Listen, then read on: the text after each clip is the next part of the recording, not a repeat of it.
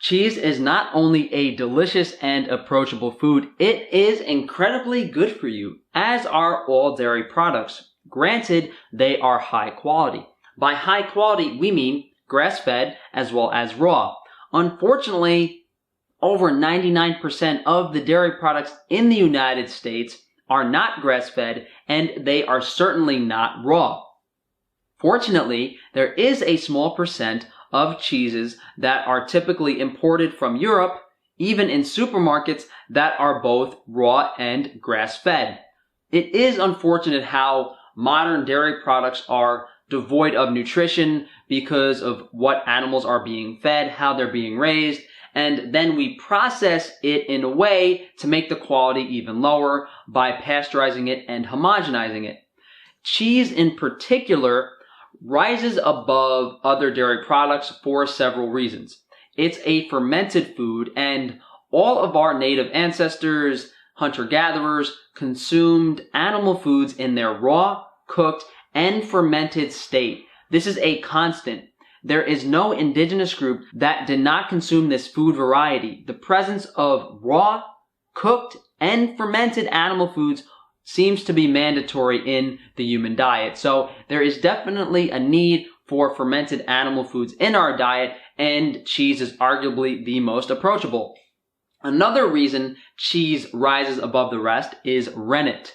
Rennet is a set of enzymes produced in the stomach of a baby cow, and it is used to make cheese, essentially pre-digesting some of the cheese before we eat it. So cheese has the benefits of being a fermented food, which is typically a higher vitamin K2 content and beneficial bacteria content, and it has enzymes that have already aided in the digestion of certain aspects of the food. The difficulty of getting large amounts of vitamin K2 in our modern diets translates to many health problems. Vitamin K2 on its own can reverse calcification in blood vessels, essentially curing heart disease.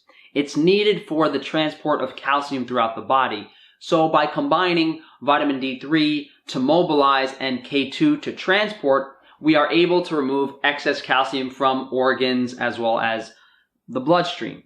Not only is cheese high in vitamin K2, it actually contains all of the fat-soluble vitamins, some water-soluble vitamins, minerals, elements, and fatty acids. Literally every single thing our body needs to thrive. Cheese is more than just calcium. In Weston Price's book, it's about a dentist who went around in the early 1900s exploring people still living off of a natural diet.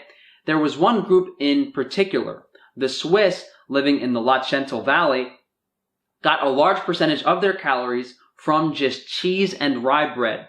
They supplemented this with some milk and meat from the animals occasionally, but a very large percentage of their calories was solely cheese and rye bread. So cheese itself can be a source of all of the vitamin, mineral, and element nutrition our bodies need, and there are small amounts of alpha-linolenic acid, conjugated linoleic acid, things that can convert to omega-3 fatty acids in our body. Not all cheese is created equal. The quality of the grasses and pasture is what determines the nutrient content of the cheese. Those Swiss people actually used to light candles with butter when the spring grasses came around, because in the winter the butter was white. In the summer and the spring it turned yellowish orange. This is because there are carotenes in the grass and other nutrients in the grass that the cows convert into nutrients in their milk, which is then churned into butter or made into cheese. These Swiss people knew the nourishing properties that the dairy obtained from the spring and summer pasture. Keeping the food raw also preserves more of these nutrients, and the type of rennet that's used can alter the bacterial profile. European cheeses typically use animal rennet, which is the naturally occurring rennet, and there is vegetable rennet, which is some type of modern man-made rennet. I have two of the most famous cheeses in the world today. L'Etivaz, the most famous Gruyere cheese, made from cows grazing on summer alpine pasture, and of course Parmigiano Reggiano, from cows only being fed hay or grass. Both of these are made with a natural culture of animal rennet. They are what I deem to be the highest quality and best tasting. Yeah, you might be able to get raw cheeses from a local farm that have a similar nutrient profile, but the culture and traditional techniques used to make these cheeses create a far superior flavor. And it's literally, the fermentation is dictated by the environment the cheese is in. And that's why these parts of the world are known and famous for those cheeses. Most of these are A2 dairy. You have A1 casein and A2 casein, the different types of protein that naturally occur in the dairy. Some people don't tolerate the A1 casein protein too well, but I believe these are both made from A2 dairy. There is a concern about B-casomorphine 7 in the A1 casein, but there is little proof that BCM7 is inherently inflammatory. It's just known to be less inflammatory than A2 casein. So let's take a look at these cheeses and taste them. First, we have the Etivaz, and what's really cool to me about all of these cheeses is on the rind, they usually have a very unique stamp. This says like Etivaz, Alpec, something in some language I don't understand, but the point is all of these traditional cheeses will have a specific stamp indicating, the DOP, the designation of protection, the rules and the laws that guide how they're supposed to make these cheeses. And when you taste this cheese, you know why there's a designation of protection on it. So let's give it a little taste.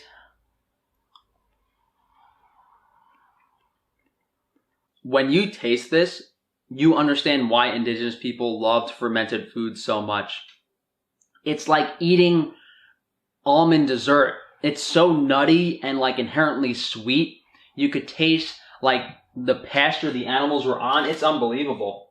It's crazy that you take the milk from a cow, you ferment it in a certain way, and it creates this amazing product that's so good for you. It's so delicious and like unbelievably complex flavor profile that I can't even describe.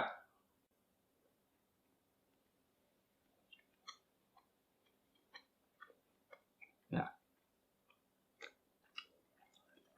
I could see why those Swiss people in that valley lived mostly off of cheese. So this Letivaz Gruyere cheese is really so complex and flavorful that you can sit here and think about it as you're eating it. And the nutrient profile matches that. It's made from the highest quality dairy from cows grazing on summer alpine pasture. It doesn't get better than that. The next cheese we're going to look at is Parmigiano Reggiano, known for its famous perforated dots on the outside. Here we have Reggiano, Parmigiano. I always thought this was pretty cool.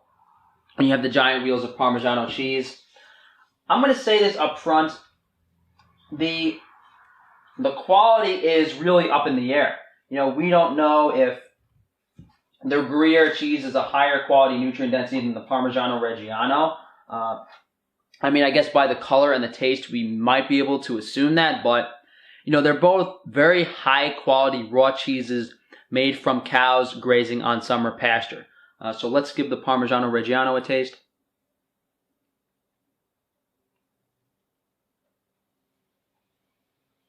This is so classic. I love it. The Parmigiano is not as nutty, as complex as the Letivaz.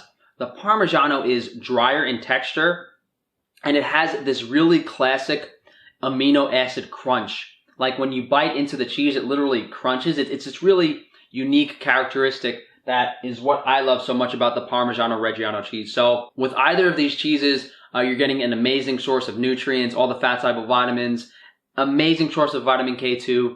That's the main reason to consume cheese. And you're also getting some beneficial bacteria from these cheeses. Both of these cheeses are available on Frankie's Free Range Meat, as well as a Gouda cheese and an English cheddar cheese. We are looking to bring you guys the highest quality, most nutrient-dense foods at an affordable price. So if you are lacking vitamin K2 in your diet or simply want to try some delicious cheeses, go to frankiesfreerangemeat.com, learn more about us, more about our story.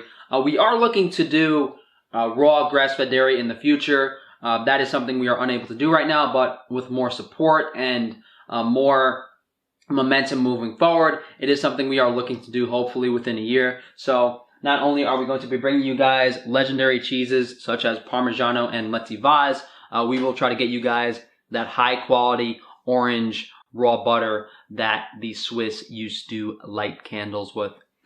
Thank you guys for joining me today. If you would like to support the channel, please just check out some of the other videos. Of course, guys, if you can, like, subscribe, hit that bell icon, and share the video. Outside of that, you guys enjoy the rest of your week.